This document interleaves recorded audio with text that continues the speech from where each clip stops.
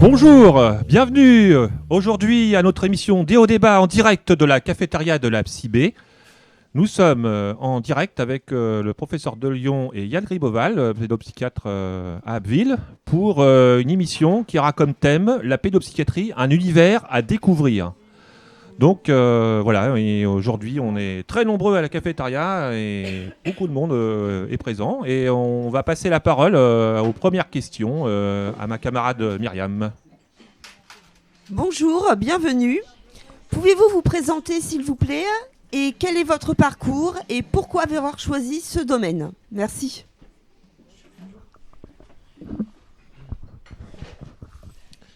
Donc, je m'appelle Yann Griboval, je suis médecin pédopsychiatre, chef de service de pédopsychiatrie ici à Abbeville. Merci beaucoup, merci de nous accueillir. Je suis très content d'être là, surtout que j'étais là au tout début de la création de cette émission radio. Donc c'est très émouvant pour moi d'être ici aujourd'hui. Et je suis pédopsychiatre, donc je suis psychiatre d'enfants et d'adolescents. Et j'ai choisi ce métier parce que je crois que j'aime beaucoup essayer de comprendre comment pensent les gens, pourquoi ils agissent d'une manière ou d'une autre.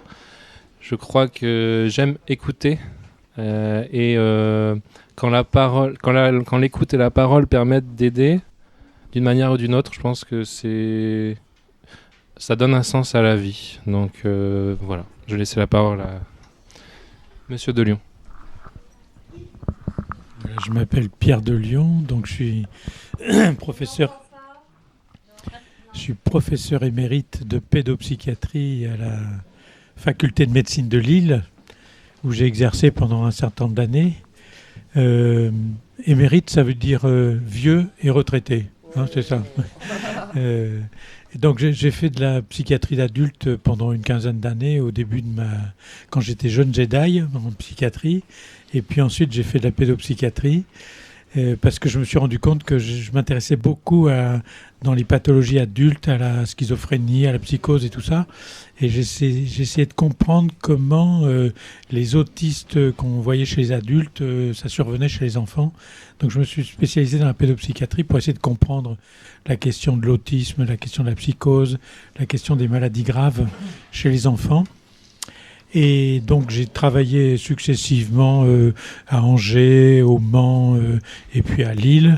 Et donc j'ai vraiment essayé de développer l'idée qu'on ne pouvait pas faire de la pédopsychiatrie tout seul, qu'on pouvait faire ça nécessairement en équipe et qu'on ne pouvait pas faire de la pédopsychiatrie sans les parents. Et que donc il fallait absolument travailler avec les parents qui sont les alliés naturels du pédopsychiatre pour s'occuper de la souffrance psychique des enfants. Et puis, j'ai, au fur et à mesure de mon expérience, constaté qu'on ne pouvait pas faire ce métier tout seul et que nécessairement, il fallait réfléchir à la question de l'équipe. L'équipe qui s'occupe des enfants. Et on ne peut pas s'occuper d'un enfant tout seul. Même quand on est parent, on peut difficilement s'en occuper tout seul, on a besoin d'aide. Mais alors quand on est avec un enfant qui souffre, on a d'autant plus besoin d'aide de toute une équipe. Et c'est pour ça que j'ai beaucoup soutenu le développement de ce qu'on appelle la psychiatrie de secteur, qui existe aussi pour la pédopsychiatrie. Et puis que j'ai aussi beaucoup soutenu le courant qui est incarné ici par Christophe Chapreau, celui de la psychothérapie institutionnelle, c'est-à-dire travailler ensemble, travailler à plusieurs, travailler avec les gens de la cité pour accompagner les patients qui en ont besoin, les enfants, les adolescents, les adultes et même les bébés dans mon cas, pour justement faire en sorte qu'ils ne se sentent pas tout seuls dans la vie, mais qu'ils se sentent toujours soutenus par les forces de la pédopsychiatrie et de la psychiatrie publique qui sont bien mal en point aujourd'hui, comme vous le savez sans doute. Voilà. Merci, je passe la parole à Caroline. Oui, bonjour. En quoi consiste la pédopsychiatrie ? Alors, pédopsychiatrie, ça vient du grec pédo qui veut dire l'enfant, paidos, et puis psychiatrie, la psychiatrie pour les enfants. Ça a été créé dans les années 1974 en France. C'est quelque chose qui s'est distingué progressivement de la psychiatrie d'adulte, puisque auparavant, c'était la psychiatrie générale qui accueillait les enfants, les adultes. Et puis on s'est rendu compte qu'il fallait quand même avoir des études complémentaires pour pouvoir connaître les enfants, les adolescents, et plus tard les bébés. Et que donc des gens se sont spécialisés, alors qu'ils étaient psychiatres d'origine, se sont spécialisés dans l'étude du développement de l'enfant et de l'adolescent, et on les a appelés donc les pédopsychiatres. Bon. Alors il y a des jeux de mots faciles, pédépsychiatre, pédophile, enfin bon, etc. Bon. Moi je trouve qu'il faut laisser ça de côté. Pédopsychiatre, c'est un métier très noble et qui est actuellement aujourd'hui beaucoup menacé par le fait qu'il y a beaucoup de postes vacants dans le service public de pédopsychiatrie en France.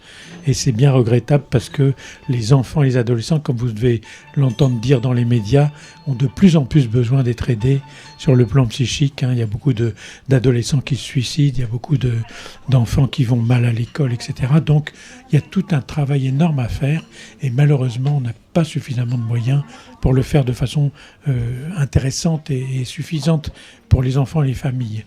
Là, vous avez la chance à Ville d'avoir un service de pédopsychiatrie digne de ce nom qui s'accroche pour justement essayer de mettre tout en œuvre pour accompagner les enfants, les adolescents et leurs familles de la façon satisfaisante. Voilà.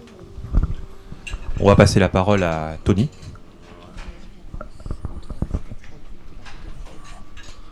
Quelle différence entre pédopsychiatrie adulte et pédopsychiatrie? Entre la psychiatrie d'adulte et la pédopsychiatrie, c'est ça? Comme je vous le disais, la psychiatrie d'adulte s'occupe des adultes à partir de leur majorité. Alors il y a tout un débat dans certains lieux entre est-ce que la majorité c'est 18 ans ou 16 ans? Bon, on dit que la pédopsychiatrie s'occupe des enfants et des adolescents jusqu'à 16 ans, parce que 16 ans c'est l'âge d'obligation scolaire. On va à l'école jusqu'à 16 ans au minimum. Bon, puis il y a un petit flou entre les deux, 16-18, ça dépend des régions, il y a des endroits où ça commence à 16 ans, d'autres ça commence à 18 ans. La psychiatrie d'adulte s'occupe des gens après jusqu'à leur fin d'existence. Donc les adultes jeunes, les adultes, les personnes âgées, etc., tous les gens qui ont besoin d'être soutenus, alors que la pédopsie c'est de 0 à 16-18 ans, quoi, voilà. Et en plus, la pédopsychiatrie s'occupe souvent dans des services un peu spécialisés qu'on appelle les services de périnatalité. Et dans ces services-là, on s'occupe non seulement du bébé qui va naître, par exemple le bébé quand il est encore dans le ventre maternel, mais de la maman qui l'attend. Parce que vous le savez, il y a un certain nombre de mamans qui, au moment de la naissance, vont avoir ce qu'on appelle une dépression du post ou du pré ou du postpartum, qui ne concerne pas, contrairement à ce qu'on pense, des exceptions, mais qui concerne 15 à 20% des mamans qui ont un bébé. Donc cette dépression du postpartum est une des grandes pathologies qui concerne à la fois les psy adultes puisqu'ils s'occupent de la maman, mais aussi les pédopsies puisqu'ils s'occupent du bébé qui va naître et qui a besoin d'être pris en charge en interaction avec ses parents. Voilà. Donc, bien que ce soit des disciplines séparées, d'un côté la psychiatrie adulte, de l'autre la pédopsychiatrie, je pense qu'on a vraiment tout à gagner à travailler ensemble. Donc on essaye de le faire. Par exemple, parfois on organise des réunions communes où quand un enfant est suivi en pédopsychiatrie et que son parent est suivi en psychiatrie adulte, c'est important que les professionnels se réunissent et puissent partager quelque chose pour travailler ensemble et pas de manière totalement séparée. Bonjour, je m'appelle Gaëtan. Déjà, premièrement, je suis vachement intéressé par la psychologie et la psychothérapie parce que c'est un univers très riche, c'est vachement rationnel parce qu'il y a toujours une raison A, il n'y a jamais une inconnue un facteur X qui dépend. Donc voilà, je tiens à vous le dire. Et j'ai une question à vous poser, c'est quelle est votre expérience de la psychothérapie institutionnelle ? Bon, merci de dire que c'est un milieu très riche, parce que vous le savez bien, la psychiatrie est très pauvre. Bon. Mais vous avez raison sur le fait que c'est très riche et c'est passionnant. Parce que, évidemment, comme l'a dit Yann tout à l'heure, on s'intéresse à la question de la vie en général. Bon. Alors, la psychothérapie institutionnelle, qu'est-ce que c'est déjà? Vous le voyez, une locution qui comprend deux mots différents. La psychothérapie d'une part, qui veut dire soigner l'appareil psychique de quelqu'un qui souffre, et puis institutionnel, qui veut dire qu'on ne peut pas le faire tout seul, on le fait à plusieurs. Alors, la psychothérapie institutionnelle, ça a été inventé par un type génial qui s'appelle Tosquelles, qui était un Catalan, qui a organisé les services de psychiatrie de l'armée républicaine espagnole dans sa lutte contre Franco. Malheureusement, ils ont perdu la guerre, les républicains, Franco l'a gagné. Tosquelles a été condamné à mort comme tous les gens qui étaient républicains par Franco. Il a franchi les Pyrénées, il est arrivé en France en 1939, à la fin de la guerre civile espagnole. Et puis en France, il a été rapidement invité à venir dans l'hôpital de Saint-Alban, au Lozère. Et dans cet hôpital se développait toute une psychiatrie à visage humain, alors que la psychiatrie qui existait dans les années 39-40 était une psychiatrie très asilaire, très ancienne, très enfermait les gens, etc. etc. Et donc il a humanisé la psychiatrie en ce sens qu'il a essayé de tenir compte des avancées que Freud avait apportées pour promouvoir la psychothérapie, c'est-à-dire essayer de rentrer en contact avec le patient pour qu'il comprenne à partir de son histoire pourquoi il souffrait psychiquement. Mais en même temps, il s'est bien rendu compte que si on faisait ça comme Freud l'avait proposé pour les névrosés, ceux qui ont des pathologies que vous avez peut-être vues d'ailleurs dans la série que vous avez peut-être regardée, que je vous conseille, qui s'appelle En thérapie, vous avez vu ça? Dans En thérapie, on voit bien qu'une personne va voir son psychanalyste, le bon docteur Dayan, et qu'il essaie de trouver des solutions à ses souffrances psychiques habituelles. Mais que dans un certain nombre de cas, les maladies ne se suffisent pas d'une seule personne, d'un psychanalyste.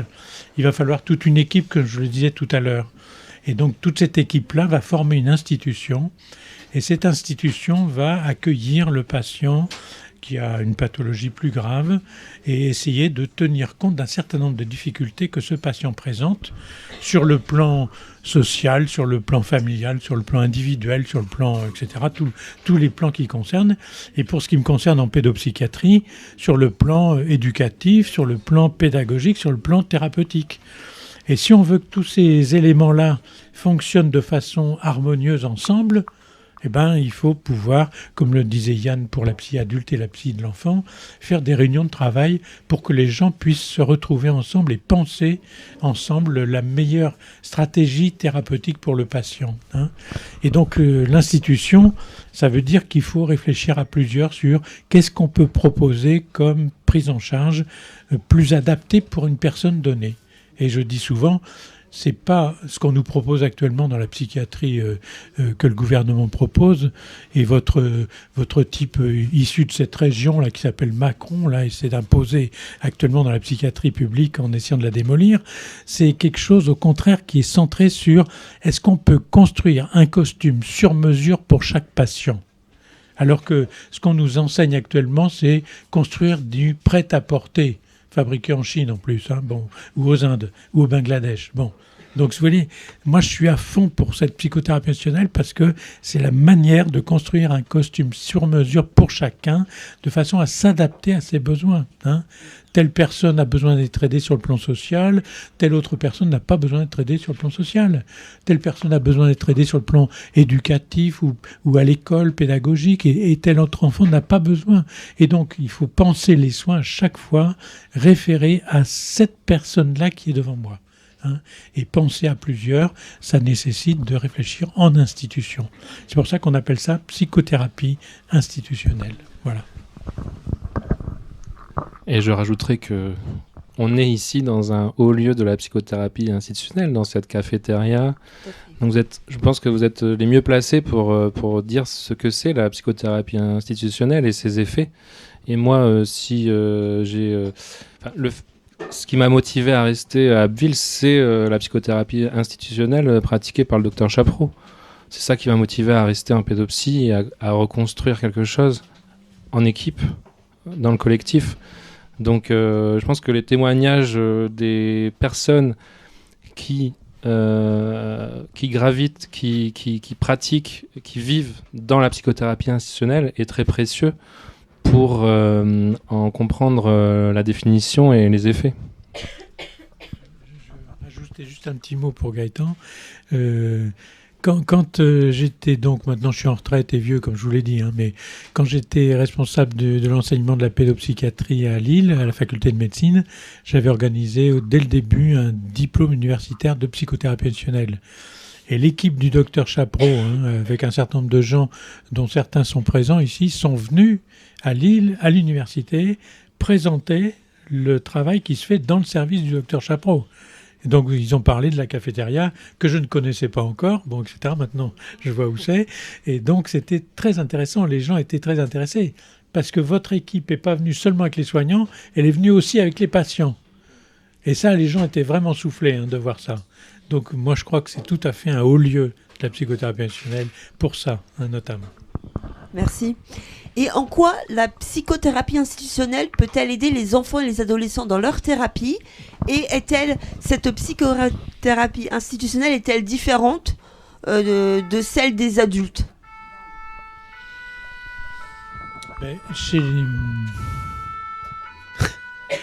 Ça, c'est la CIA qui parasite le débat, là, oui. Elle est différente et elle est la même. C'est-à-dire qu'il y a des différences qui tiennent au fait que c'est des enfants et des adultes et des adolescents qui sont donc dépendants du fait de leur minorité. Mais elle est la même sur le plan de la philosophie de travail. Donc le fait que des enfants et des adolescents puissent bénéficier de la psychothérapie institutionnelle, ça veut dire que dans le service qui pratique la psychothérapie institutionnelle, on va se soucier de comment est-ce qu'on peut s'occuper de personnes qui a priori sont dépendantes puisqu'elles sont mineures. Un enfant ne peut pas se débrouiller tout seul. Un adolescent pense qu'il peut se débrouiller tout seul, mais dans un certain nombre de cas, il ne peut pas complètement se débrouiller tout seul, même si il en a l'impression, des fois d'ailleurs justifiée. Bon. Donc, il va y avoir toute cette question de la responsabilité des adultes soignants qui sont en train de prendre en charge des enfants et des adolescents qui d'habitude sont dépendants de leurs parents. Et donc les soignants des services de pédopsychiatrie vont avoir en plus cette fonction, on pourrait dire, de substitut parental d'un certain point de vue. Et donc, si vous voulez, cette fonction éducative, on voit bien par exemple pour un adolescent qui fait une tentative de suicide, s'il y a quelqu'un qui s'occupe de lui et que très vite l'adolescent le prend pour son père qui est en train de l'engueuler ou sa mère qui est en train de pleurer parce qu'il veut se suicider, il va y avoir une incompréhension qui va se développer entre l'adolescent et les soignants qui s'occupent de lui.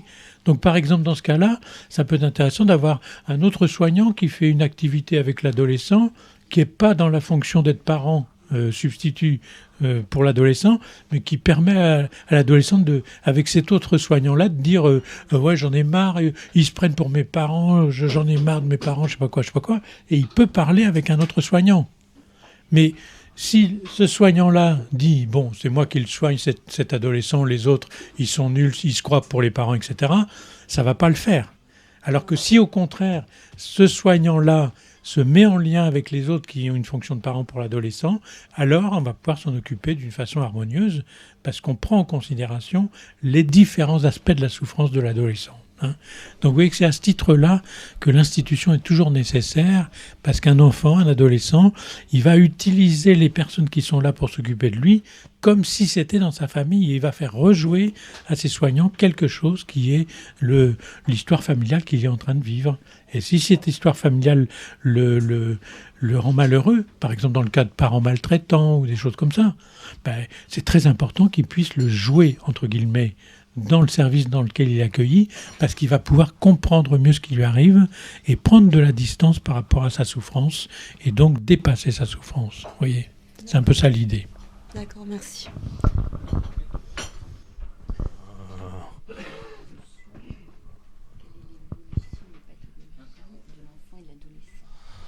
Quelle évaluation pathologique avec l'enfant? Attends. Quelle éducation pathologique l'adolescent et l'enfant en point de vue historique? Quelle est l'évolution des pathologies de l'adolescent et de l'enfant du point de vue historique ? putain de question. Hein. Si vous voulez, il y a 2 grandes pathologies qui ont fondé la pédopsychiatrie. Il y a d'une part ce qu'on appelle la dépression anaclytique du nourrisson, qui donne aussi l'hospitalisme, c'est-à-dire ça vient d'un type qui s'appelait Spitz, qui était un type de l'Europe de l'Est qui après a migré aux États-Unis et qui avait vu pendant la Deuxième Guerre mondiale se mettre en place des signes chez les tout petits bébés en rapport avec le fait que d'un seul coup ils devenaient orphelins. Puisque vous savez bien, il y a beaucoup de parents qui se sont fait descendre pendant la Deuxième Guerre mondiale et d'un seul coup, leur bébé se retrouvait sans parents. Donc ils étaient accueillis dans des pouponnières, etc. Mais enfin, les bébés dépérissaient au fur et à mesure parce qu'on n'avait pas encore bien compris que pour remplacer les parents, il fallait essayer de jouer les parents et pas seulement s'occuper de les nourrir et de les rendre propres, mais aussi de les aimer. Ces enfants-là ont présenté des dépressions de bébés.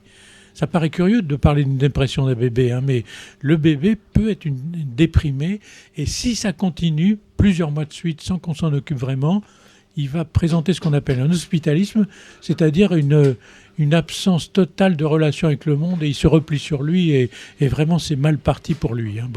Donc première maladie très grave, 1943. Deuxième maladie très grave, l'autisme, qui a été décrit par Kanner, avant qu'avait été décrit par une Choukareva, une Russe, bien avant Poutine. Ça allait bien à cette époque-là. Et donc, ces maladies-là ont fondé la pédopsychiatrie. Donc, on voit bien que cette pédopsychiatrie s'est développée avec l'idée on peut faire quelque chose pour les bébés déprimés, on peut faire quelque chose pour les autistes. Et puis après, on s'est rendu compte qu'il y avait plein d'enfants qui avaient des pathologies importantes, et notamment une pathologie qui s'est appelée la psychose de l'enfant, par analogie avec la psychose de l'adulte. On a trouvé chez les enfants qui avaient aussi des enfants psychotiques. Et puis on a trouvé tout un tas d'autres pathologies progressivement, notamment une que vous entendez parler sûrement, qui s'appelle l'hyperactivité de l'enfant. Vous entendez parler de ça. Vous savez qu'il y a beaucoup d'enfants actuellement qui sont traités par Ritaline pour l'hyperactivité. Soit dit en passant, il y en a beaucoup qui reçoivent de la Ritaline qui ne devraient pas recevoir parce que ce n'est pas des vraies hyperactivités au sens de la Ritaline. Je ferme la parenthèse. Et puis progressivement, on a vu apparaître à partir des années, disons, 80, une classification internationale, le DSM, vous avez entendu parler de ça, notamment le DSM-3, qui a refusé de prendre en considération la clinique telle qu'elle était faite, notamment en France, en Allemagne, dans les grands pays qui avaient fondé la psychiatrie. Et on a progressivement fait un catalogue des maladies, non plus en référence à la clinique, c'est-à-dire qu'est-ce que je vois avec l'enfant que les parents m'amènent, mais en référence aux statistiques. Le DSM, ça veut dire diagnostic fait statistiquement des maladies mentales. Donc, c'est-à-dire le nombre de malades mentaux qu'il y a dans le monde, le nombre de signes qu'ils présentent. On fait des catégories comme ça statistiques et on fait un DSM 3, 4, 5. Maintenant, on est rendu au 5. Et donc, dans ces catégories de diagnostic, on se rend bien compte que c'est plus la clinique en interaction dont il s'agit, c'est une clinique statistique, c'est-à-dire une clinique sur la définition vue des gens, même sans qu'on ait forcément besoin de parler avec eux.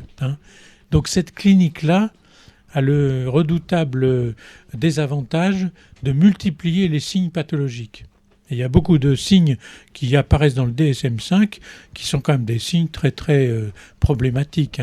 Mais en même temps qu'elle fait ça, apparaître des signes mineurs comme étant des signes de maladie, elle fait disparaître des grandes maladies qui étaient décrites auparavant. Par exemple, chez les enfants, la psychose de l'enfant qui concernait beaucoup d'enfants a disparu, a été ingérée par ce qu'on appelle les troubles du spectre autistique. Ça s'appelait avant troubles envahissants du développement. Et sous l'influence de Harry Potter, c'est devenu les troubles du spectre autistique. Les troubles du spectre autistique, ça englobe un nombre incroyable de maladies. Et maintenant, le problème, c'est qu'il y a beaucoup d'enfants qui sont déclarés troubles du spectre autistique, alors que ce sont des signes d'autisme, certes, mais qui ne sont pas forcément le signe qui va devenir autiste. Et alors ça fait dans l'esprit des parents des trucs dingues, parce qu'ils vont immédiatement sur Internet, ils voient autisme et ils voient la catastrophe que c'est d'avoir un enfant autiste. Alors qu'il y a beaucoup d'enfants qui ont des signes d'autisme passagers, mais qui ne sont pas des signes d'autisme. Par exemple, la dépression dont je parlais tout à l'heure, ça peut être évoqué par des signes d'autisme, et c'est une dépression. La surdité, ça peut être évoqué par des signes d'autisme, mais c'est la surdité, etc., etc. Je ne vous fais pas tout le tableau. Mais ça veut dire que les signes historiques des maladies sont devenus des choses comme ça, abstraites et statistiques, et c'est au détriment des patients qu'on voit vraiment. Et donc moi j'appelle à ce qu'on revienne à la clinique, par exemple Roger Misès, qui avait été un des grands pédopsychiatres français, avait développé avec tout son bon sens clinique, et qui est vraiment au plus près de la souffrance des gens, et pas de se laisser aller à cette espèce d'inflation énorme des signes de pathologie, en fait comme si tout le monde était malade, quoi. Bon. Non, ça va pas. Non, on n'est pas tous malades. Bon. Donc c'est très important de bien revenir à la clinique, parce que c'est ça qui est essentiel pour les patients. C'est qu'on trouve que les gens qui sont vraiment en souffrance, on puisse les aider, mais qu'on ne mélange pas toute cette souffrance dans le concept vague de santé mentale qui concerne tout le monde, évidemment, la santé mentale. Mais moyennant quoi, on met dans la santé mentale tout, et on met plus grand-chose dans la psychiatrie. C'est pour ça que je disais tout à l'heure, la psychiatrie est pauvre. Et dans le Franc-Tireur de cette semaine, qui est un journal, vous avez peut-être lu ce truc-là, il y a un grand dossier sur la psychiatrie, ça vaut le coup de le lire. C'est jusqu'à mercredi, vous pouvez l'acheter dans le kiosque, c'est hebdomadaire. Il y a un grand numéro sur la psychiatrie qui montre ce qui est en train de se passer actuellement pour la psychiatrie. Donc je ne veux pas vous inquiéter, mais c'est au contraire pour vous mobiliser, pour défendre une psychiatrie publique digne de ce nom. Voilà. C'est la parole à Caroline. Comment les pathologies psychiques évoluent individuellement ? Alors ça, c'est vraiment... je parlais tout à l'heure de costume sur mesure, mais vous voyez, ça dépend aussi beaucoup de chacun. Chaque personne va, dans sa rencontre avec son psy, avec son équipe de psy, etc., trouver satisfaction ou au contraire insatisfaction ou au contraire une sorte de mixte entre les deux et trouver que ça évolue pas assez vite. Bon, alors il faut essayer de se pencher sur chaque cas particulier, essayer de voir comment on peut aider chaque patient à évoluer favorablement. L'idée, c'est que si on intervient aussitôt que possible, dès que la souffrance psychique est installée, probablement que ça aide mieux les gens que si les gens se laissent aller à avoir des signes de souffrance psychique qu'ils essaient de banaliser en disant « c'est pas grave, ça va s'arranger », etc. Tous ces signes qu'on a tous envie d'avoir avec nos maladies, et qu'ils retardent le moment où ils vont se faire aider. Et à ce moment-là, on voit bien que la précocité de l'intervention est assez intéressante. Mais en même temps, il faut que la personne se sente accueillie et écoutée par celui qui va trouver pour l'aider. Si il va voir quelqu'un, puis que d'un seul coup, la personne qui le reçoit s'intéresse uniquement à la reconduction de son ordonnance et que ne s'intéresse pas du tout à sa vie quotidienne, il trouvera que c'est un petit peu léger comme prise en charge. Si au contraire quelqu'un fait le brillant psychanalyste et ne s'intéresse pas à ses médicaments ou je sais pas quoi, il va trouver que c'est quand même un peu bizarre. Bon, donc vous voyez, il faut trouver une attitude nuancée pour chacun pour tenir compte des différents aspects de sa souffrance et lui apporter les différents éléments dont il a besoin. Et c'est pour ça que souvent on a besoin d'une équipe, parce qu'on est plusieurs à apporter des éléments pour une personne. Donc vous voyez, l'évolution, la question que vous posez, qui est fondamentale, à mon avis, ça dépend beaucoup de la prise en charge que les gens reçoivent. Et cette prise en charge, il ne faut jamais perdre de vue que le patient y est pour beaucoup. S'il va se faire aider assez tôt, il va travailler pour améliorer sa prise en charge. S'il travaille avec collaboration avec ceux qui l'aident, il travaille pour améliorer sa prise en charge. S'il va tard consulter quelqu'un, s'il est réticent à ce qu'on lui propose, si il a l'impression qu'on se fiche de lui, etc., et qu'il ne peut pas en parler, ça va retarder sa prise en charge. Et donc l'évolution risque d'être moins bonne. Et puis il y a malheureusement, c'est pour ça que votre question est très importante, il y a un certain nombre de patients qui ont des signes graves et qui ne vont jamais se faire soigner. Et ceux-là, c'est vraiment terrible parce qu'on voit bien leur évolution se faire vers l'aggravation. On sait qu'on pourrait les soigner et en fait, on n'arrive pas à les soigner. Vous avez sans doute entendu parler, je mets les pieds dans le plat, de cette infirmière de Reims au CHU qui s'est fait tuer il y a 10 jours par un patient. C'est facile, actuellement, les médias tombent sur les patients en disant « Ouais, salaud, je sais pas quoi, en prison. » Bon, je défends pas son crime, hein, loin de là. Mais voilà typiquement un patient qui avait besoin d'aide et qui probablement l'a refusé, qui avait un traitement qui marchait un peu et qui probablement arrêtait de le prendre et qui ne marchait plus du tout et qui a abouti à ce drame terrible. Hein. Donc, on voit bien que ça, c'est vraiment une question très importante que vous posez. Il ne faut pas croire que ça dépend uniquement de l'environnement. Il faut que le patient soit dans le coup de son traitement, qu'il soit demandeur, mais qu'il soit aussi acteur dans le fait qu'il va faire quelque chose pour aller mieux. Hein. Et aller mieux, c'est essayer de participer à la vie quotidienne, essayer de sortir de chez soi, essayer de rencontrer des gens, essayer d'avoir des amis, de se faire des relations. Vous voyez, tout ça, ça participe à ce que le traitement puisse prendre de façon importante pour le patient. Et je crois que ça, c'est fondamental. C'est pour ça que des histoires comme les clubs thérapeutiques, les cafétérias, les endroits où on peut se rencontrer, c'est tout à fait essentiel. Parce que cette vie sociale-là, c'est quelque chose qui a beaucoup d'importance pour l'évolution de la pathologie. Hein, voilà. On va passer la parole à Thibaut. Y a-t-il de meilleurs pronostics que le soin donné au plus jeune âge? Y a-t-il de meilleurs pronostics que le soin donné au plus jeune âge? Oui, donc c'est dans la suite de ce que j'ai déjà un petit peu dit, mais si vous voulez, quand on voit bien qu'un petit enfant autiste, si on le prend en charge de bonne heure, on va sans doute être plus efficace que si on le prend en charge tardivement. Moi, quand j'ai commencé à faire ce métier, les enfants autistes, on les prenait en charge à partir de, en moyenne, 7 ans, 8 ans. Pourquoi ? Parce qu'ils présentaient des troubles déjà d'autisme très précocement. Ils étaient à l'école maternelle, on disait quand même cet enfant est drôlement difficile, hein, il est toujours refermé sur lui, ou alors il embête les autres dans la classe, etc. Mais on ne faisait pas grand-chose pour lui. Il rentrait en CP et on se rendait compte qu'il avait beaucoup de mal à apprendre. Donc il redoublait son CP, au moment du redoublement, on disait ça serait quand même bien qu'il voie un pédopsychiatre.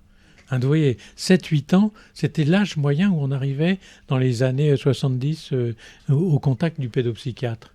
Moi, j'ai développé très tôt, bonjour Christophe, j'ai développé très tôt l'idée qu'il fallait travailler avec les pédiatres qui voient les petits bébés et voir avec eux les signes les plus précoces qui apparaissent chez les bébés d'1 an, 18 mois, etc.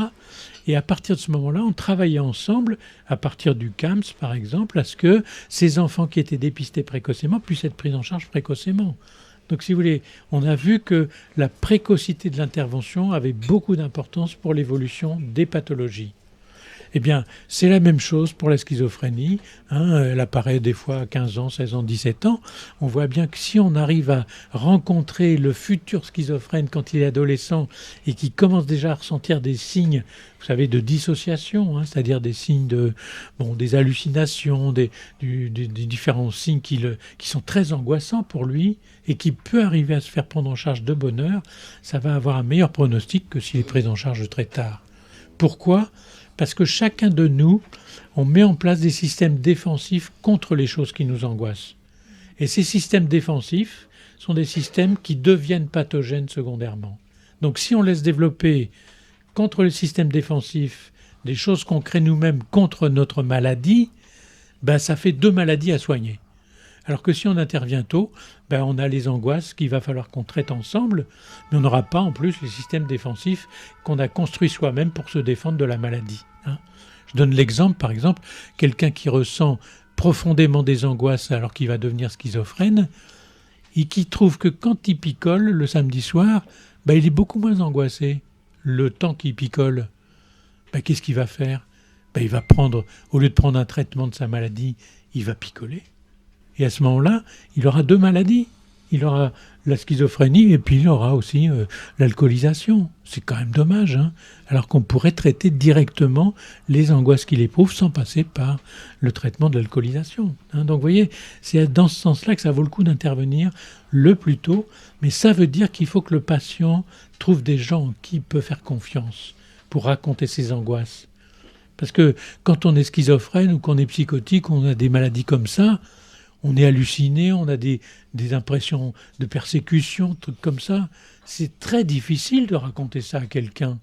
On raconte à quelqu'un, « Ah ben, j'en ai marre, j'ai l'impression que tu me veux du mal. » Allez raconter ça à quelqu'un, hein. C'est vachement compliqué. Donc il faut vraiment que les gens puissent rencontrer des personnes avec qui ils ont confiance facilement, parce qu'avec eux, ils vont pouvoir raconter les difficultés qu'ils rencontrent. Et à ce moment-là, ils seront pris en charge beaucoup plus précocement. Donc oui, ça c'est vraiment fondamental d'avoir une équipe qui est au contact et qui accueille les gens dès que c'est possible pour pouvoir les mettre en confiance et qu'ils puissent vraiment raconter leurs symptômes, qu'ils ne racontent à personne d'autre. Ça, je crois que c'est très important que les gens aient conscience que les équipes de psychiatrie, en fait, on leur raconte quelque chose qu'on ne raconterait à personne d'autre. Et ça, il faut que ce soit des gens très humains qui fassent ce métier-là pour pouvoir accueillir des choses qu'on ne raconterait à personne d'autre. Voilà. Par rapport à cette question de la précocité des soins, je tiens à vous informer de l'existence de la filière petite enfance, qui est une équipe en difficulté, puisque cette filière, je crois qu'elle a 13 ans, il me semble, on avait calculé, elle n'a toujours pas de locaux pour travailler. Donc ça me permet d'insister sur cet aspect-là. On est conscient de comment on doit travailler ensemble. On est des professionnels qui sommes motivés, humains. On a envie vraiment d'aider les enfants, les adolescents, leurs familles. Et parfois, on n'a pas les moyens matériels de le faire. Et c'est frustrant. Et moi, j'ai l'impression Alors déjà, je suis tout seul en tant que médecin, donc je pense que les choses vont s'améliorer prochainement. Mais j'ai toujours l'impression de devoir batailler, insister, argumenter dans un échange avec la direction, l'administration, qui est compliqué. Donc je pense que c'est important de dire aussi que on est des professionnels, on a envie d'aider, mais il faut qu'on puisse nous donner les moyens d'aider. Et ça, c'est des décisions qui sont plus haut. J'ai une question. Quels sont les facteurs de risque de développer une pathologie psychique?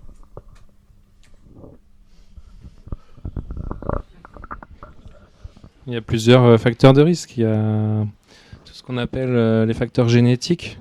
Donc un individu, il hérite à 50% du patrimoine génétique de son père et à 50% du patrimoine génétique de sa mère, avec ce qu'on appelle des prédispositions génétiques. C'est-à-dire que sur l'ADN, sur les gènes, il peut y avoir des mutations qui prédisposent, ça veut dire qui montrent une certaine fragilité ou un certain profil qui pourrait développer un trouble. Mais en fait, ce trouble, il se développe si la génétique rencontre l'environnement.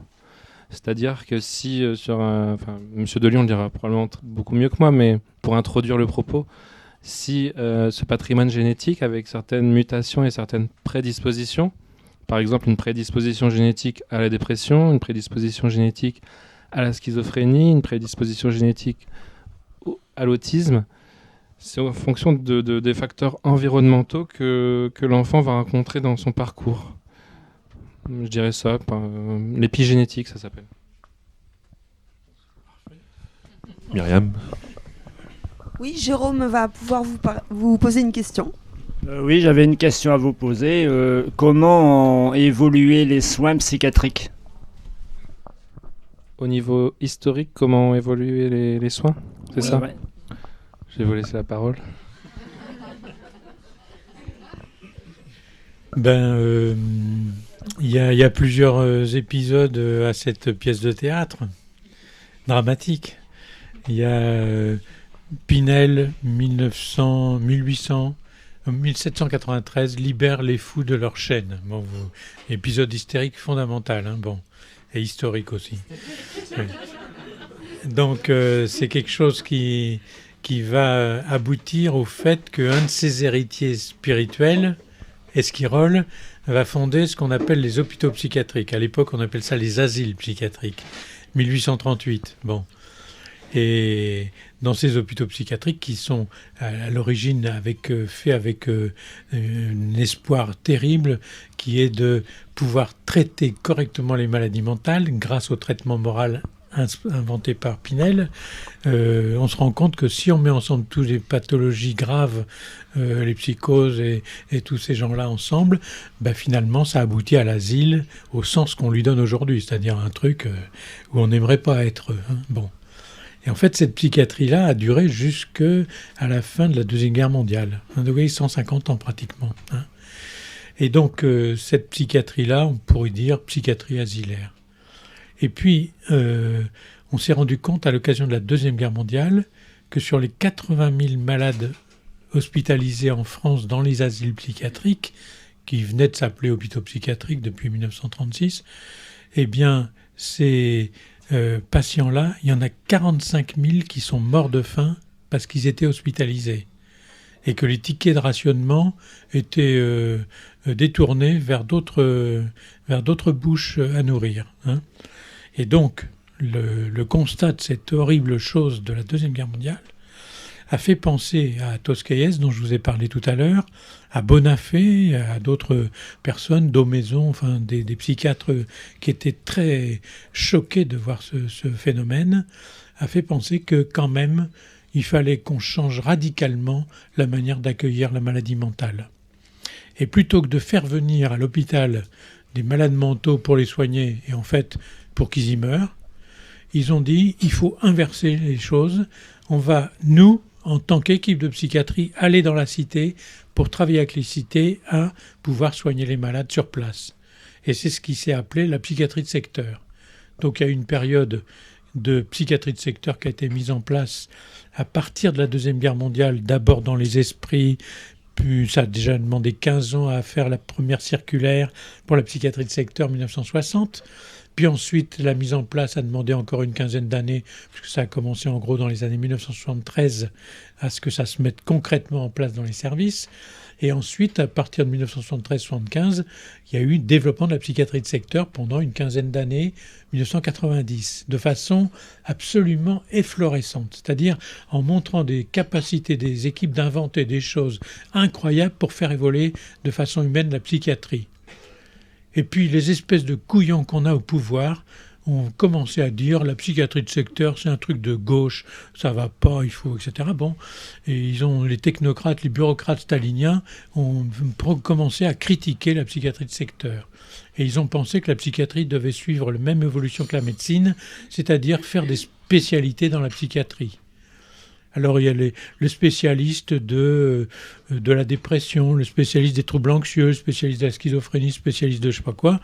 Et en fait, ça a détruit progressivement la psychiatrie de secteur, sauf dans les endroits où les gens avaient compris que la psychiatrie de secteur comme cadre, c'était fondamental à préserver pour accueillir tous les patients qu'on avait besoin.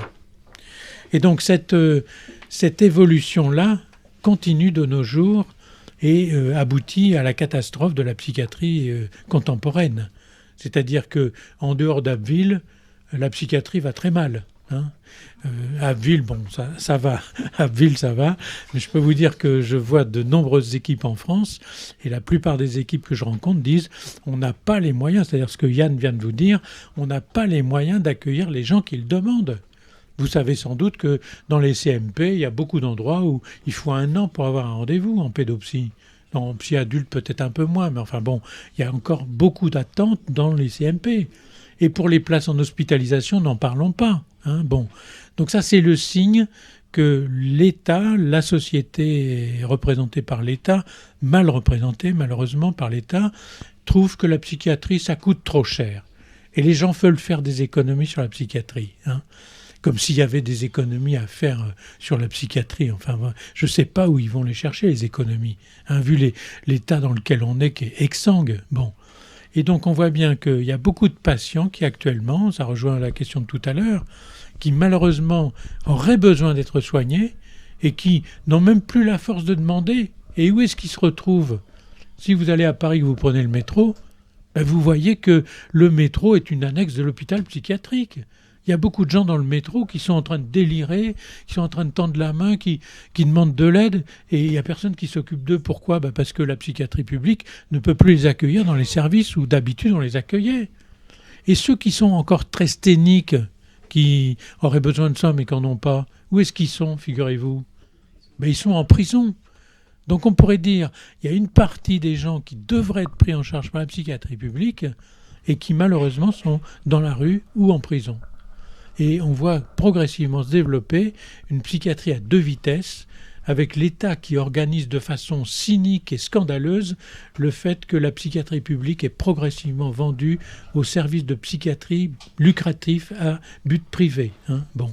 Et ça, c'est vraiment un truc absolument incroyable, parce que les patients, ils ont besoin qu'il y ait un service public de psychiatrie. Et ils ont besoin que quand ils sont très très mal eux-mêmes, ils ont besoin d'aller voir des gens sur qui ils peuvent compter en disant ça fait 6 mois que je ne suis pas venu, j'aurais dû prendre mes médicaments, je ne les ai pas pris, mais je vous fais confiance, hospitalisez-moi parce que sinon je vais faire un malheur. Et à ce moment-là, on les hospitalise. Mais quand on n'a pas de place dans un service et quand on ne peut pas donner un rendez-vous aussitôt à la personne, qu'est-ce qu'elle fait ? Elle va dans la rue et puis elle fait un malheur. Et donc, on voit bien que cette évolution récente de la psychiatrie est un scandale de notre société contemporaine. Et moi, je m'élève vraiment avec un certain nombre de collègues contre cette manière dont la psychiatrie est traitée, parce que ce n'est pas seulement la psychiatrie qui est maltraitée, c'est surtout les patients qui en ont besoin. Voilà. Merci. Et y a-t-il des résistances à la psychothérapie au niveau individuel et sociétal ? Vous avez vachement bien préparé le coup, hein.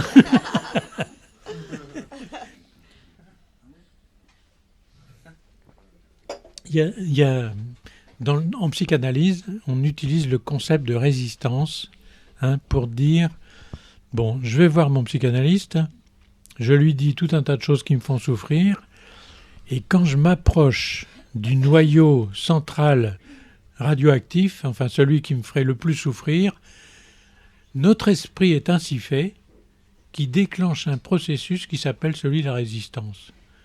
Oh là là, si je m'approche trop de ce truc-là, il va m'apparaître des trucs que je ne veux absolument pas voir, je ne veux absolument pas en entendre parler. C'est ce qu'on appelle la résistance. Alors la résistance à la psychothérapie, ça rentre dans cette catégorie-là. Je fais un travail psychothérapeute, j'en ai marre, mon mari, je sais pas quoi, ma femme, je sais pas quoi, mon patron, je sais pas quoi, enfin bon, tous les trucs qui nous conduisent chez le psy pour faire une psychothérapie. Puis d'un seul coup, je découvre que en fait, je croyais que c'était mon conjoint qui me, je sais pas quoi, je croyais que c'était mon patron qui me, je sais pas quoi, et en fait, je me rends compte que en fait, j'y suis pour beaucoup dans cette affaire. Alors d'un seul coup, oh là là, moi, il faudrait que je me remette en cause. Oh là là, résistance. Donc, vous voyez, il y a ce phénomène-là qui joue contre la psychothérapie. Mais alors, c'est ça le métier de psychothérapeute. Quand on est psychothérapeute, il faut apprendre à connaître la résistance de celui qui vient faire une psychothérapie et à la déjouer avec lui pour que on puisse continuer le travail en tenant compte des résistances et qu'on saute par-dessus la résistance et qu'on puisse accéder au cœur du noyau radioactif, si je puis dire. Donc, oui, c'est ce travail qui, pour les thérapies en individuel, est nécessaire à faire. On ne peut pas faire une psychothérapie sans rencontrer des résistances. Il y a un moment où je vais dire des trucs, puis je vais plus rien dire. Le psychothérapeute dit « vous êtes bien silencieux ces temps-ci ». Ça veut dire « je suis en train de rencontrer mes résistances et j'ai plus envie de faire ma psychothérapie ». Ah bon, travaillons là-dessus. Donc ça, on va franchir ça. Mais dans les maladies plus graves, ces résistances peuvent se faire de façon, on pourrait dire, indirecte, c'est-à-dire on va plus prendre son traitement, on va plus aller à ses consultations, on va plus aller à son hospitalisation de jour, etc., etc. Ces résistances se manifestent d'une autre manière, mais viennent dire un peu la même chose. Donc c'est un phénomène fondamental à prendre en considération et il faut, en accord avec le patient, déjouer la résistance pour faire le tour et quand même continuer son chemin psychothérapique. Voilà. Je rajouterais que dans certains cas, la résistance, ce qui est un mécanisme de défense parmi d'autres, qui servent à protéger la personne d'un risque, elle est tellement forte en psychothérapie verbale, en face à face, que il est préférable d'essayer d'autres types de psychothérapie. Par exemple, les psychothérapies à médiation artistique qu'on développe en pédopsychiatrie ici à Abbeville, avec notamment Rémi Poilly, qui est dans la salle, je crois, ou qui est parti, et aussi le psychodrame. Donc on a un dispositif de psychodrame avec notamment Adrien Altobelli et Jean-Pierre également. Donc chaque lundi, on fait 2 séances de psychodrame individuelles à des adolescents ou des enfants qui sont en difficulté, selon nous, pour élaborer, pour se remettre en question quand il s'agit d'une psychothérapie en face à face. Donc l'idée, c'est des fois de se dire, ok, on est face à un patient pour qui la psychothérapie individuelle en face à face, ça le met en difficulté, c'est trop menaçant, c'est trop effrayant. On va passer par des moyens indirects, comme on l'a dit tout à l'heure. Donc c'est tiercéiser, c'est intégrer un soignant qui va utiliser une médiation. C'est aussi diffracter le transfert au sein d'un psychodrame où il y a plusieurs thérapeutes qui sont là et qui finalement réceptionnent le transfert diffracté de l'enfant ou de l'adolescent. Donc on se doit d'être créatif quand on travaille en pédopsychiatrie pour essayer de trouver le meilleur moyen d'accompagner une personne, enfant ou adolescent, vers un mieux-être. D'accord, merci. Caroline va vous poser une question. Oui, vous parlez de soins. Pouvez-vous nous parler du packing ?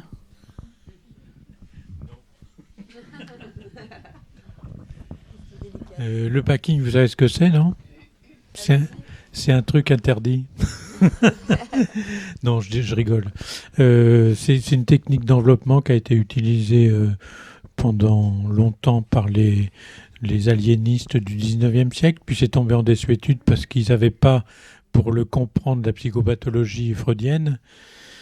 Et puis ça a été ressorti des archives par les psychiatres américains, de psychanalystes, et qui ont utilisé cette méthode-là pour traiter des états d'agitation, des états de dissociation, des états d'hyperactivité, etc. Tout un tas de symptômes dans lesquels le comportement était au fond problématique et qui venaient manifester l'absence ou le manque d'enveloppe psychique et corporelle du patient, aussi bien chez les adultes que chez les adolescents ou les enfants.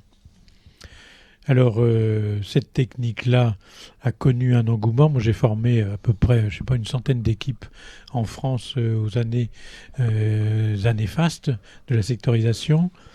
Quand j'avais utilisé la technique du packing pour les enfants autistes qui s'automutilaient très gravement.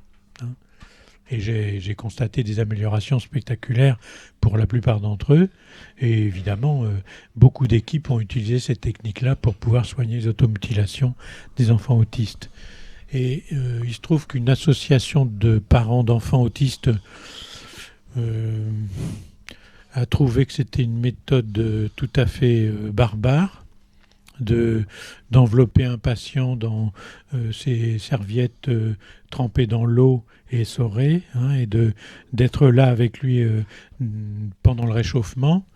Et elle a déclenché une campagne de calomnie à mon égard et à l'égard de cette technique de soins qui a abouti au fait que les politiques démagogues ont préféré écouter les sirènes démagogiques que de tenir compte des avis des spécialistes que nous étions. Et donc ont mis en cause cette technique-là de façon gouvernementale. La maire Bachelot a pris l'avis du Haut Conseil de la Santé publique qui avait fait une enquête approfondie et qui a finalement abouti au fait que c'était tout à fait possible de continuer. Et progressivement, les associations en question ont obtenu de la HAS le fait que le packing était peu recommandable et peu recommandé. Alors c'est toujours possible de faire des packings dans les services hospitaliers. Par exemple, mon ami et collègue David Cohen, qui est prof de pédopsychiatrie à la Salpêtrière à Paris, continue à faire des packings en se foutant totalement de l'avis du ministre. Un certain nombre de services en France continuent à le faire en pédopsychiatrie, mais ça a été interdit par une ministre des Handicapés pour le médico-social. C'est-à-dire que dans les IME, c'est devenu une technique qui a été interdite par le ministre. À cette occasion-là, j'ai eu un rendez-vous téléphonique avec la ministre en question, qui est une sombre crétine, qui s'appelle Ségolène Neuville, si vous voulez savoir. Et donc, je l'ai eu au téléphone et je l'ai interrogée sur le bien fondé de sa circulaire qui interdisait le packing dans le médico-social. Et j'ai constaté, à mon grand désarroi, qu'elle ne savait absolument pas de quoi elle parlait. Elle a pris des décisions sur les conseils d'un certain nombre de lobbies et en fait, elle ne savait pas de quoi elle parlait. Donc c'est terrible parce que cette méthode qui est très efficace pour au fond, contenir les enfants qui en ont très besoin, les adultes qui en ont très besoin, est assez peu disponible et n'est plus enseignée, alors que ça serait très utile dans le cadre de la santé publique d'en avoir à la disposition. Pour les adultes, c'est toujours possible. Pour les enfants et les adolescents qui présentent une pathologie autistique, c'est toujours possible dans les services hospitaliers, mais ça n'est plus possible dans le médico-social. Donc, comme j'ai fait une recherche qui a été publiée dans une revue internationale en langue anglaise, qui a montré que c'était efficace le packing, c'est-à-dire l'enveloppement humide, à la même hauteur que l'enveloppement sec, je recommande maintenant d'utiliser l'enveloppement sec, qui lui est autorisé sans aucune difficulté, pour que au moins les enfants qui en ont besoin puissent bénéficier de cette technique d'enveloppement qui est très utile pour un certain nombre de pathologies. Voilà. Merci. Pour ma part, c'est vrai que j'observe une pratique qui divise au sein même du service de pédopsychiatrie, avec des gens plutôt ouverts à la discussion et d'autres plutôt fermés. J'ai découvert cette pratique dans le service de Pierre de Lion, donc quand j'étais externe à Lille. Et j'ai été vraiment très marqué positivement par cette pratique et par le fait que pendant l'enveloppement, on pouvait faire naître un lien entre l'enfant autiste et les thérapeutes, qui était un lien que je voyais nulle part ailleurs, avec des échanges de regards, avec la possibilité pendant un temps privilégié d'échanger. Donc j'étais resté sur une très bonne expérience, et quand j'ai réabordé la question au sein du service de pédopsychiatrie, on a observé, Adrien et moi, une sorte de clivage qui était en train de naître. Donc j'ai préféré dire, pour l'instant on ne fait pas d'enveloppement en pédopsychiatrie, on va aller s'informer, on va aller se former. Donc Pierre de Lion m'a donné la possibilité, les contacts pour qu'on aille se former à Paris, et donc on est en train de se former. On verra ce que ça donne, mais je pense que de toute façon, si on doit le faire en pédopsychiatrie, je pense qu'on le fera avec un appui au niveau de la HAS ou des ARS. On va pas faire ça en catimini, c'est trop risqué. Une dernière question, quel est l'avenir de la pédopsychiatrie en France et à l'étranger ?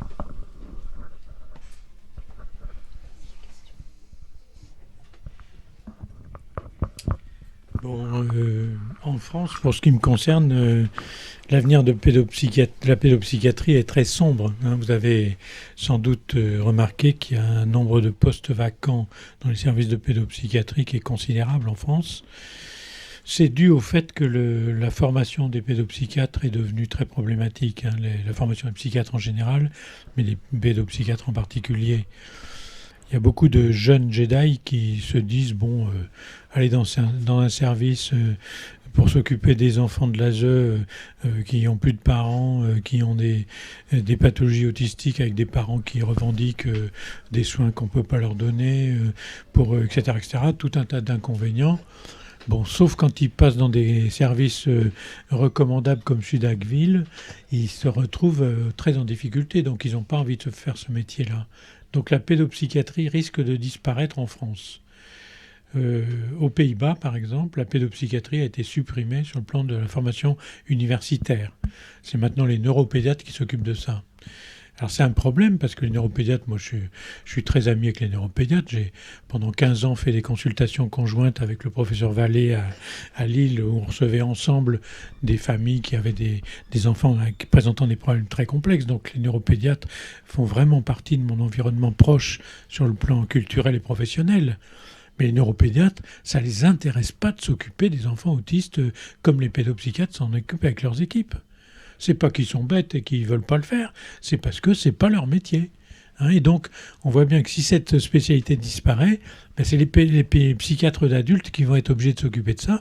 Et les psychiatres d'adultes sont déjà tellement débordés par le fait qu'ils doivent s'occuper des adultes qu'ils vont pas pouvoir s'occuper correctement des enfants. Donc, c'est une catastrophe culturelle annoncée. Et je pense que heureusement, il y a quelques services qui maintiennent les choses et on espère qu'un jour, les gouvernements se rendront compte qu'il faut absolument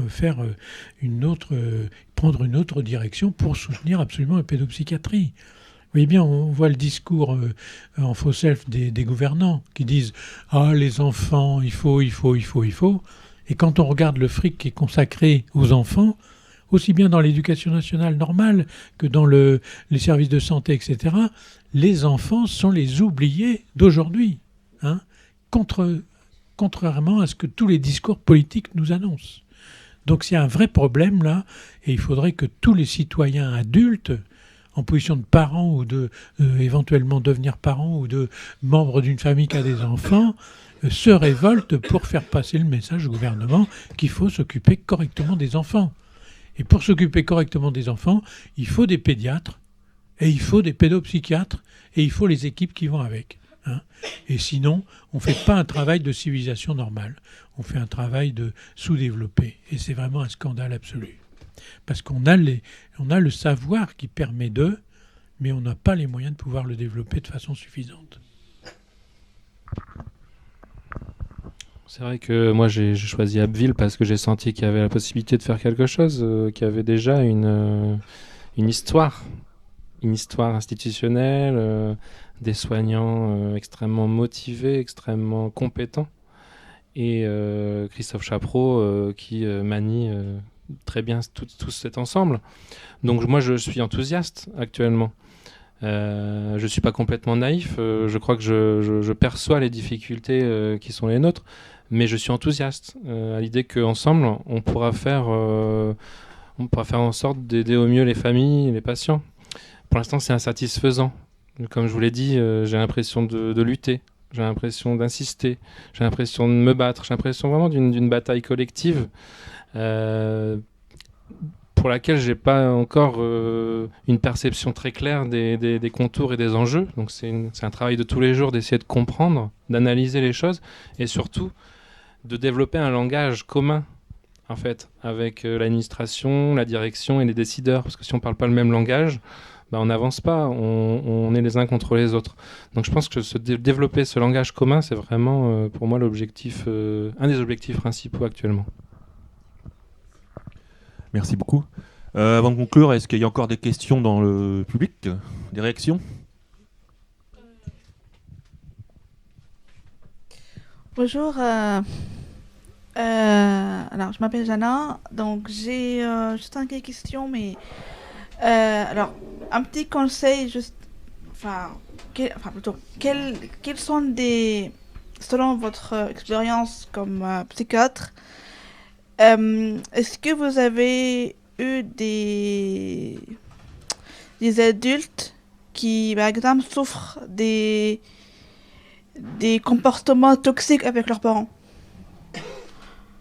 Parce que c'est quelque chose que je vis dans mon quotidien, là, en fait, et je voudrais...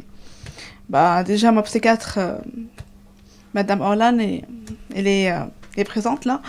Donc, elle sait déjà... elle sait déjà comment... Voilà, mais en fait, est-ce que, à votre avis, il y a des choses plus fortes à faire? Est-ce qu'il faut que je prenne encore plus de distance? Est-ce que, selon vous, quelles sont les meilleures solutions, en fait? Déjà, je dirais effectivement de pouvoir prendre soin de vous. pouvoir être aidé, vous faire aider, et puis vous sentir aidé. Déjà, c'est un premier point, c'est très important. Et ensuite, par rapport aux enfants, c'est comme tout à l'heure, je parlais du lien entre les professionnels. Je pense que les professionnels, les soignants qui essayent d'aider l'enfant et les soignants qui essayent d'aider le parent doivent travailler ensemble pour pouvoir pas travailler dans le même bureau, hein, parce qu'il faut respecter les espaces de chacun et pas tout mélanger, mais faire du lien quand même, ça me paraît important dans ces situations-là, ce que je dirais pour la question. Pour éclairer un peu votre question complexe, il y a des gens qui s'appellent les théoriciens de l'attachement, ont essayé de préciser un petit peu les milieux familiaux.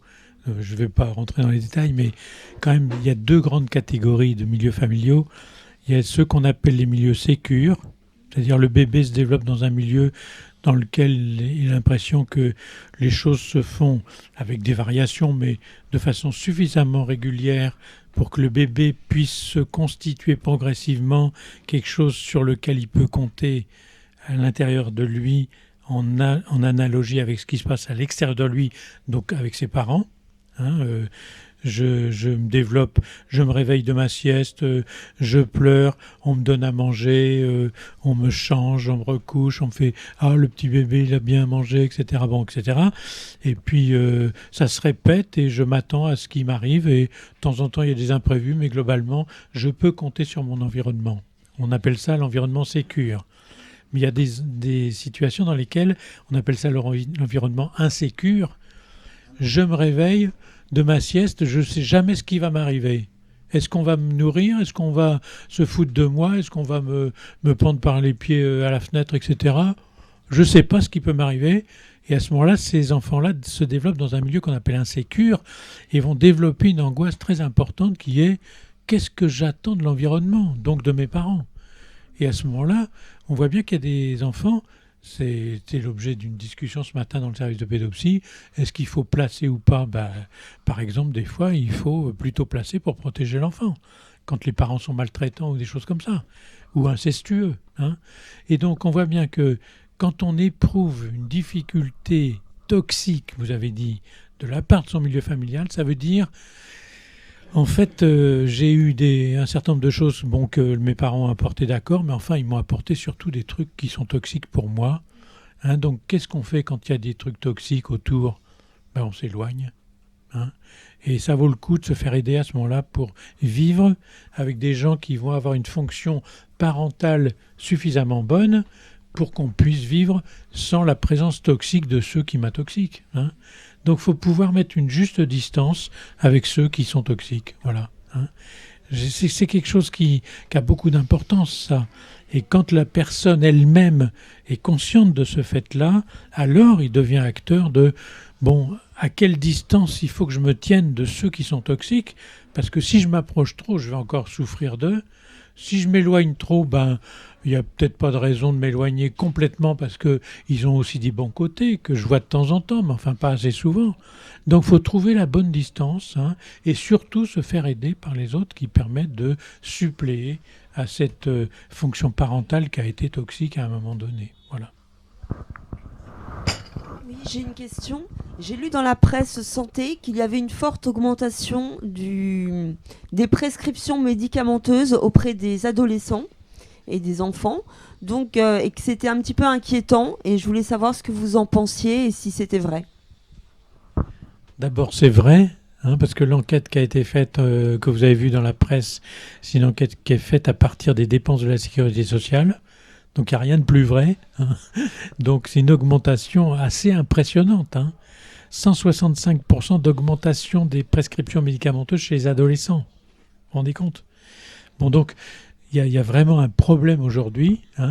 On remplace l'ambiance psychothérapique dans laquelle doit se passer une consultation par la prescription, on pourrait presque dire systématique de psychotropes. Alors, autant je suis à fond pour les psychotropes quand ils sont bien indiqués. Si on a une hallucination, ça vaut le coup. Si on a une dépression, ça vaut le coup. Si on a etc. Ça vaut le coup. Mais ça ne suffit jamais à soi seul, la prescription de psychotropes. Il faut que ça soit dans un climat psychothérapique.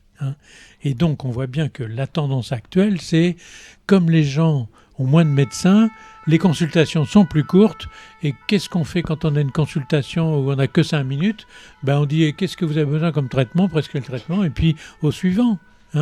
C'est pas dire du mal de ses collègues de dire ça, c'est constater les conditions dans lesquelles la médecine s'exerce progressivement.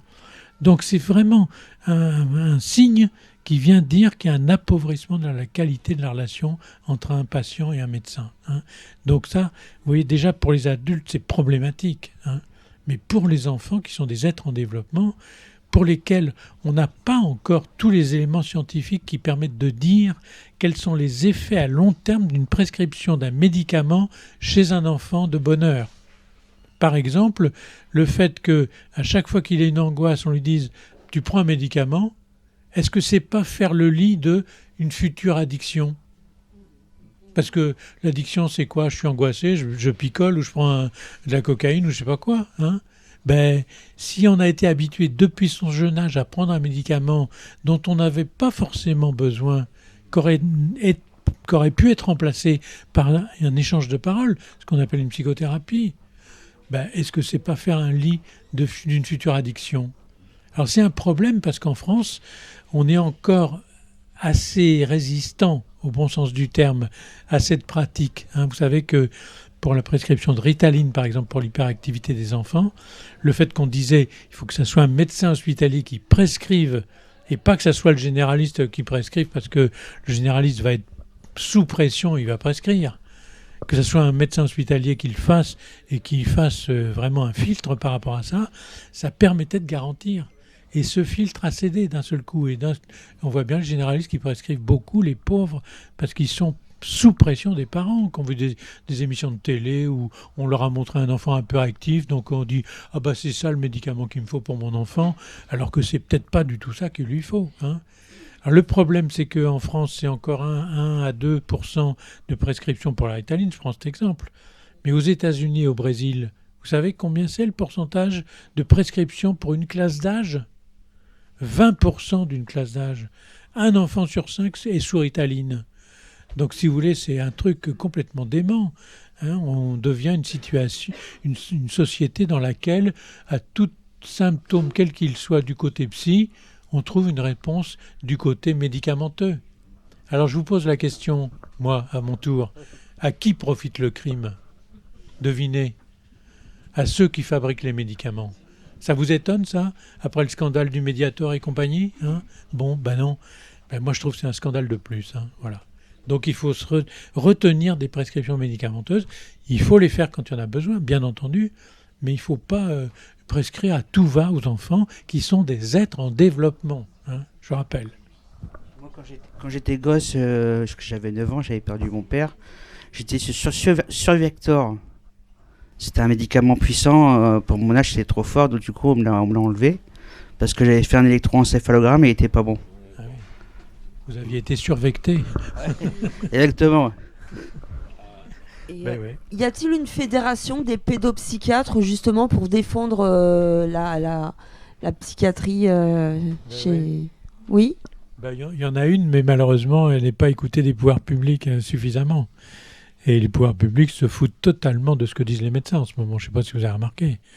Ils ont beau mettre un ministre de la Santé, un urgentiste, en fait, ils sont régis, les médecins, par un autre ministère. Vous savez lequel ? Bercy. C'est-à-dire les économistes, c'est eux qui disent qu'il faut faire des économies dans l'hôpital sur la santé, bien qu'ils nous baratinent des grands plans pour réformer la santé. En fait, en pratique, c'est régime sec pour la santé. Donc, il y a un vrai problème là, parce qu'avec l'épidémie de Covid, on a bien vu que les gens étaient encore plus fragiles sur le plan psychique. Vous avez vu le nombre d'augmentations, de demandes de consultation, etc., qui a vraiment crevé le plafond.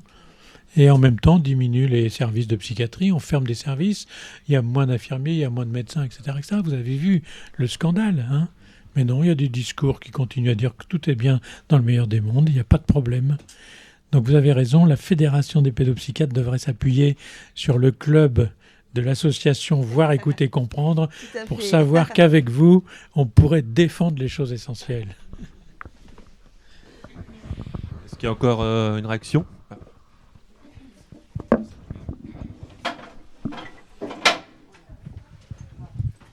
Bonjour, je suis bénévole à la cafétéria et suivie ici par un psychiatre et un psychologue.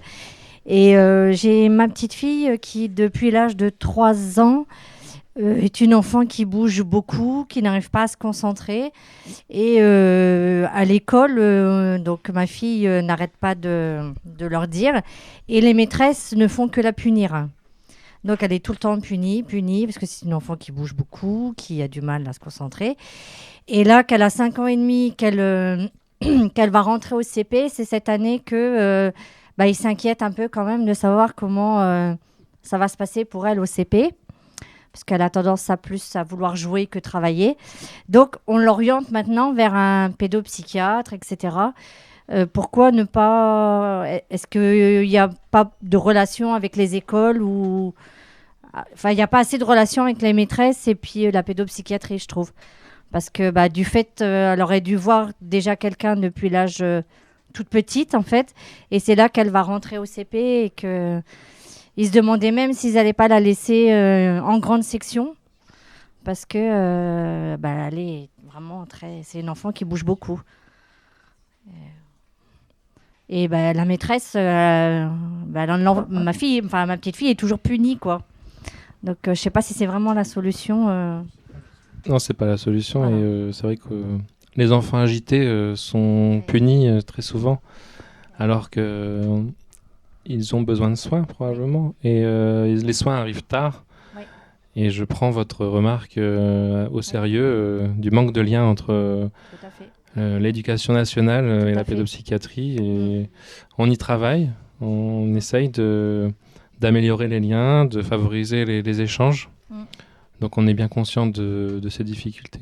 Oui, parce que c'est arrivé au CP que on s'inquiète et que voilà quoi, il aurait fallu qu'elle voie quelqu'un avant. Peut-être qu'en plus vous n'aviez pas accès aux soins, ça parle aussi de ça, cette difficulté d'accès aux soins pour la population. C'est-à-dire que peut-être que quand elle avait 3 ans, vous ne saviez pas qu'elle pouvait voir un pédopsychiatre ou une psychologue. Elle est suivie par la PMI, etc. Et à chaque fois, il disait à ma fille que c'était normal, qu'un enfant, ça doit bouger, etc. Sauf que l'école n'entend pas la même chose et que, voilà quoi. Punir les enfants comme elle les punit tout le temps, je trouve que c'est pas une solution. Il y a un vrai problème, là, je vais me défouler, là. Hein. Bon. Il y a un vrai problème aujourd'hui avec la politique de l'inclusion scolaire. Hein. Moi, je suis à fond pour l'inclusion scolaire. Ça fait 50 ans que je fais ce métier. J'ai toujours milité à fond pour l'inclusion scolaire. Mais l'inclusion scolaire, à la condition qu'on aide les instits à accueillir les enfants. Oui. Et donc, si les instits n'ont pas d'endroit pour discuter de la petite fille de madame qui est un peu... Plutôt que de la punir, qu'est-ce qu'on pourrait faire pour l'aider à grandir, etc. Les instits, ils font ce qu'ils peuvent, c'est-à-dire ils se réfèrent à leur hiérarchie, et leur hiérarchie est gouvernée par une espèce de grand couillon qui s'appelle Blanquer, qui avait fait un comité scientifique pour toute l'éducation nationale, qui est parrainé par un type qui est un spécialiste reconnu internationalement dans la lecture des IRM. C'est-à-dire une position idéologique qui consiste à dire que tous les troubles de l'enfant viennent du cerveau.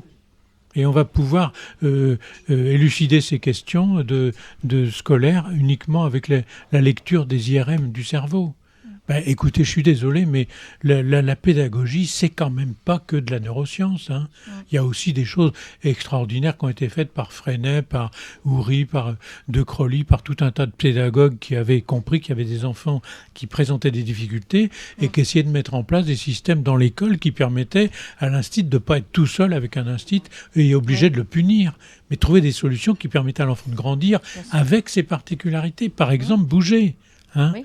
Bon, voilà, il me semble que là, l'éducation nationale, malheureusement, est sur une mauvaise pente qui consiste à essayer de penser que le développement de l'enfant est uniquement éclairé par les neurosciences. Oui. Non, désolé, les neurosciences, d'accord, mais il n'y a pas que ça. Non. Et il y a notamment toute la psychologie du développement qui est fondamentale. Hein. Bah là, Donc, elle voilà. va avoir une aide qui va venir avec elle en classe pour le CP, Avesco. quoi. Une Avesco. Oui, bien, ça, oui. Mais c'est bien, mais si vous voulez, si elle s'était intervenue quand elle avait 3 ans, Oui. peut-être ça l'aurait aidé beaucoup plus facilement. Hein, Parce voilà. que dans sa tête, elle n'a pas grandi et voilà. Oui. Merci de ce témoignage très important. Oui.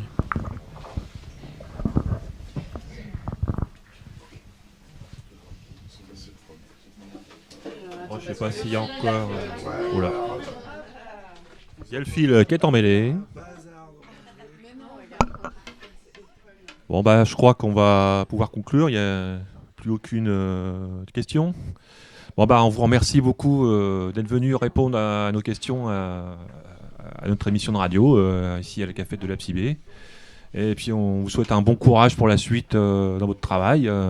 Et merci Yann, c'est vrai que tu nous as rappelé que tu étais avec nous au début, d'avoir réussi. Et tout, ça continue, on est content de... C'était... voilà. Bravo à vous pour cette émission qui continue et merci de votre accueil, merci des échanges qui sont très constructifs. Voilà. Au revoir.